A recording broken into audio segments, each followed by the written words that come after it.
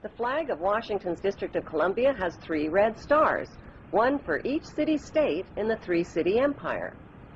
This corporate empire of 3 city-states controls the world economically through London's inner city, militarily through the District of Columbia, and spiritually through the Vatican.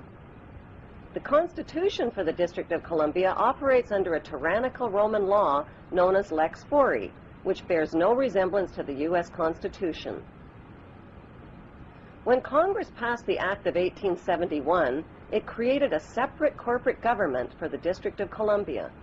This treasonous act allowed the District of Columbia to operate as a corporation outside the original Constitution of the United States and outside of the best interests of American citizens.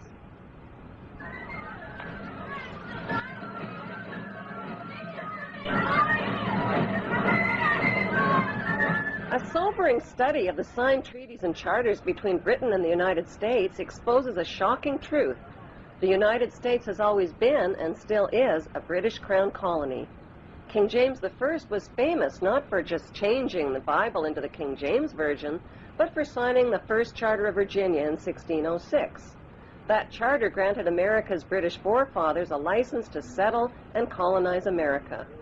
The charter also guaranteed that future kings and queens of England would have sovereign authority over all the citizens and colonized land in America stolen from the Indians.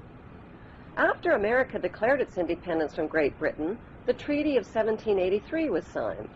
That treaty specifically identifies the King of England as the Prince of the United States and contradicts the belief that America won the War of Independence. Although King George III of England gave up most of his claims over his American colonies, he kept his right to continue receiving payment for his business venture of colonizing America. If America had really won the War of Independence, they would never have agreed to pay debts and reparations to the King of England. When Congress passed the 13th Amendment to the Constitution, the U.S. President was made subservient to the King of England. The 13th Amendment is called the Title of Nobility Amendment and forbids U.S. presidents and their officials from using royal titles like king or prince or baron. For some mysterious reason, the 13th Amendment, which was ratified in 1810, no longer appears on current copies of the Constitution. America's blood-soaked War of Independence against the British bankrupted America and turned its citizens into permanent debt slaves of the king. In the War of 1812, the British torched and burned to the ground the White House and all U.S. government buildings and destroyed ratification records of the U.S. Constitution. 1 century later, a corrupt U.S. Congress committed the biggest theft in world history. They passed Paul Warburg's Federal Reserve Act in 1913, handing over America's gold and silver reserves and total control of America's economy to the Rothschild banksters. Most Americans still believe that the Fed, or Federal Reserve, is the government. It is not. The Fed is a privately owned banking system whose majority Class A shareholders are the Rothschilds, Warburgs, Kuhn and Loeb, J.P. Morgan, Rockefeller, Israel Seif, and the Lehman Brothers.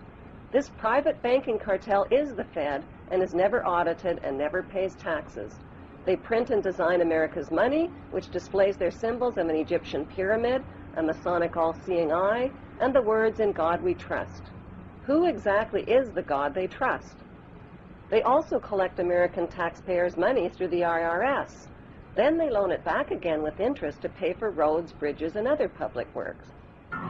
Most U.S. citizens believe that the United States is a country and that the President is the most powerful man on earth. The United States is not a country. It is a corporation, and the President is President of the Corporation of the United States. He and his elected officials work for the corporation, not for the American people. Since the United States is a corporation, who owns the corporation of the United States? Like Canada and Australia, whose leaders are prime ministers of the Queen and whose land is called Crown Land, the United States is just another Crown colony. Crown colonies are controlled by the empire of 3 city-states. At the center of each city-state is a towering, phallic-shaped stone monument called an obelisk that points skyward. In D.C. city-state, The obelisk, known as the Washington Monument, was dedicated to Freemason George Washington by the Freemason Grand Lodge of the District of Columbia. The secretive Brotherhood of Freemasons laid the Washington obelisk's cornerstone in 1848 and contributed 22 Masonic memorial stones. 250 Masonic lodges financed the Washington Monument obelisk, including the Knights Templar Masonic Order.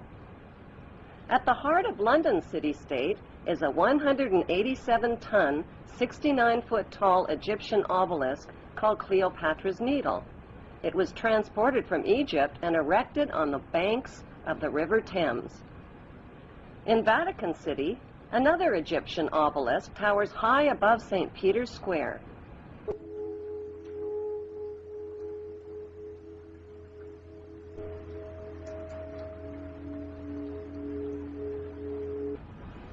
What exactly is an obelisk? Obelisks are phallic-shaped monuments honoring the pagan sun god of ancient Egypt called Amun-Ra. The spirit of this pagan god is said to reside within the obelisk. Obelisks symbolize the phallus and fertility. At the base of the obelisk is a sunwheel circle symbolizing the vagina. Together, they depict male and female sexual union. Worshippers of Amun believe Amun is the supreme god and creator of all things, and can transform himself into other gods, like Osiris, the god of the underworld, or Seth, the god of evil and chaos. Since vowels were interchangeable in the biblical Hebrew language, Amun can be spelled A-M-E-N, A-M-O-N, O-M-O-N, or A-M-U-N. Today, Amun is one of the most popularly used words in the entire world. It is used in all languages by Christians, Muslims, Hindus, and Jews at the end of prayer. Without realizing it, people all over the world are praising Amun. The Old Testament of the Bible is the holy book of both Christians and Jews. Amun is repeated over and over again throughout the Bible and is hidden within the word testament.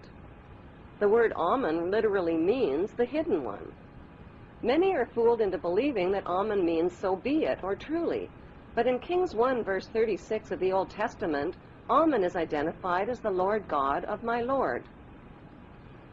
Why in the world would the Vatican, a fortress of Puritan Christian values, erect a monument symbolizing the pagan god Amun and sexual intercourse right in its own front yard?